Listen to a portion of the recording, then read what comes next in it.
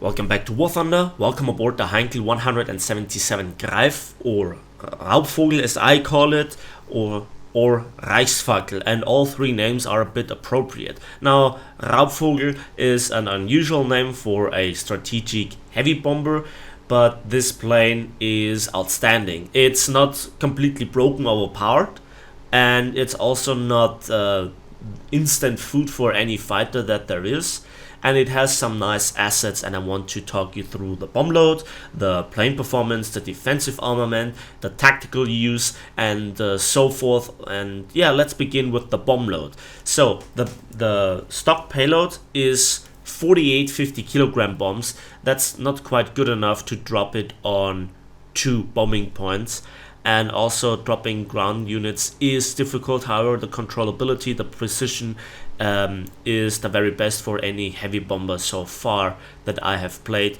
because mostly the flight model reminds me of a beefed up Tu-217. That's quite the essential. Then you have the option to go through 12 250 kilogram bombs, which is nice, which is one of the bomb loads on the G5N1 if I'm not mistaken. Then we also continue to 6 500 kilogram bombs, which is a bit disappointing. And then the next option is the maximum payload as on the Do-217s with 4 1000 kilogram bombs. And that is the first really useful bomb load for striking down the bombing points, but also going after, for example, the tank column in a dive on Sicily, which is one of my most used tactics in the Do-217. We'll come to it just in a moment when we talk about the plane handling and so forth. And then the maximum payload adds to the 6 500 kilogram bombs which are in the bomb bay the 2 1800 kilogram massive HE bombs, which one would be enough to destroy a bombing point, but sadly you just drop them both at the same time, which is again a waste of payload. But it's not as dramatic, because with 3 500 kilogram bombs you actually can destroy a bombing point, unlike with the American 500 pound bombs, no, 1000 pound bombs, because you need 4 of them, because 3 of them are not quite good enough. They come close, but they're not quite good enough. Usually some American attackers can help that with addition of a few rockets, but also it depends on the health points or the hit points of a base at the respective battle rating. So yeah, with the full bomb load you can delete all 3 bombing points, which is nice. However, you cannot delete the base in one run, because you're limited to 4 bombers. At least that's what I think it is, as long as Gaijin doesn't remove this feature again, which was added with the Tier 4 disaster. But I digress. You need one Heinkel 177 to destroy all 3 bombing points, as long as you are not intercepted. And then the next thing is that 3 Heinkel 177s can destroy 3/4 or just above 3/4 of an enemy main base. So one has to return, restart from the airfield, and do it all over again. And this might be the best bomber to do so because of numerous reasons. Number 1, you can return to base really fast with over 650 kilometers an hour in a dive. However, you have to pay real attention to the controllability, that you don't exceed 700 kilometers, where you then would rip your wings. So again, pretty close to the flight performance of a Do-217. Then it's really nice to land for a quote-unquote strategic heavy bomber. It again is more like a medium bomber. However, it is difficult to lose speed, and you have to use your rudder to wiggle around it, and you lock up at high speeds really badly. But look at this maneuver. Look at this maneuver and tell me which other heavy bomber can do this. Not a lot. Yeah, the closest with the flight performance for a heavy bomber is again the Renzan or the G8N1, and it has much better bomb load than that one. So you can return to base, you can rearm, but then you have a air start, just above the airfield, much like a F-84 Thunderjet.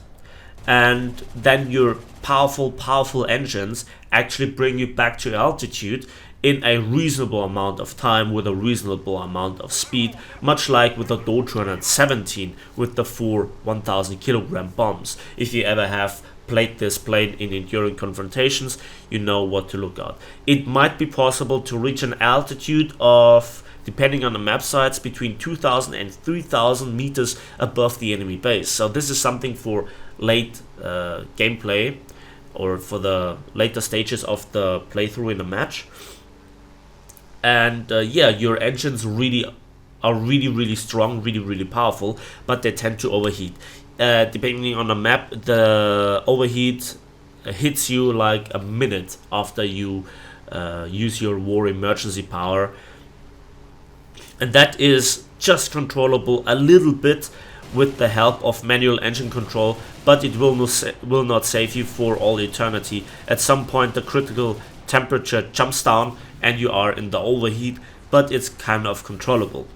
The engine is stated as 4-engined heavy bomber with just 2 props.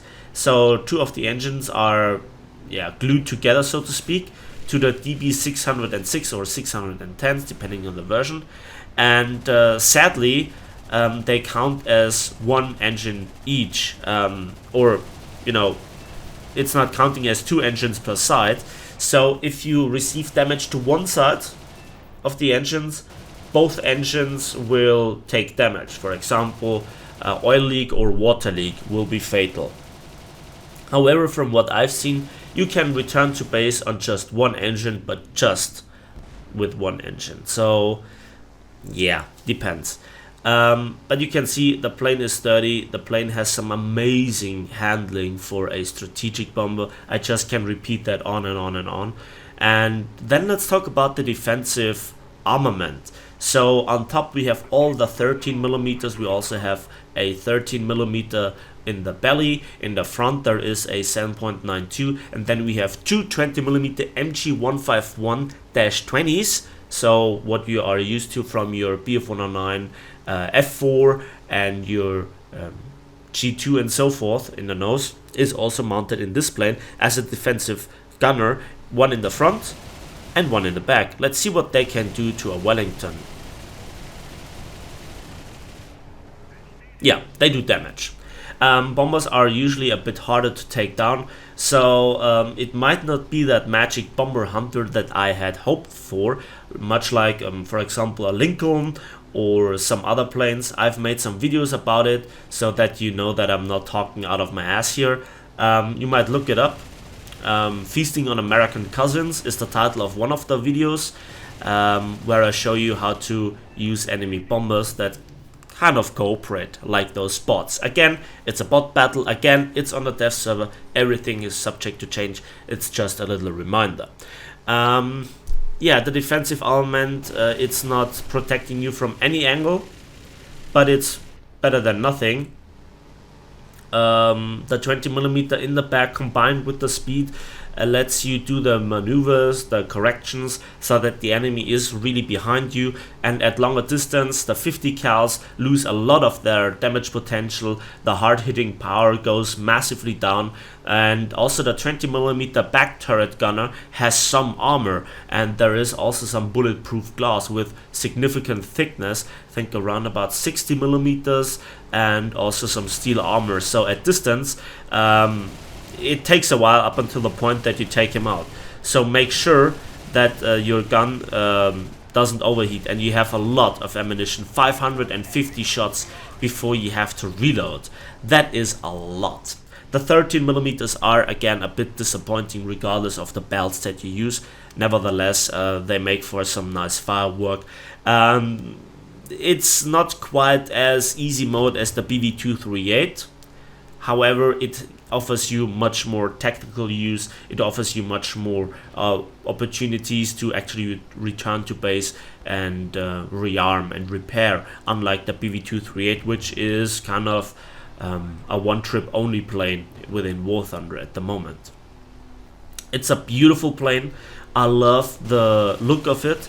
I love how it flies. It's really nice. It's not one of those boring bombers. It's in fact one of those action bombers, how I like them, to go into the fight, to annoy the enemy, to support your team in every way thinkable.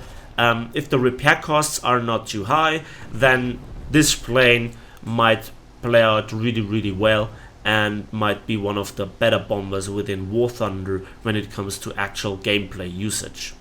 Again, look at the maneuvers that I'm able to pull off. Look at the damage that I took from the enemy bots.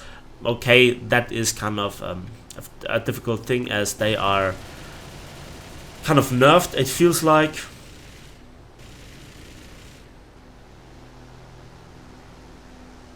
And yeah, this plane goes away. A bit of micromanagement would be nice here, but again, you can see there are no side gunners, and the belly gunner and the rear gunner, they have some restricted firing angles. It's still usable, but if somebody wants to avoid you, he can avoid you.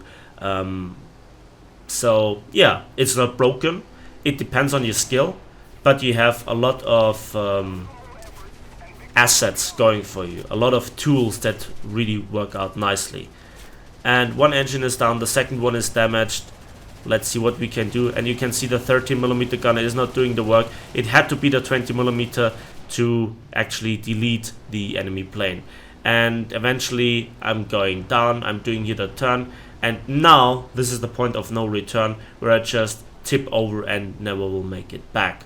So that's the Heinkel 177 in a preview. I will have a good look at it on the live server as well, so expect a video there.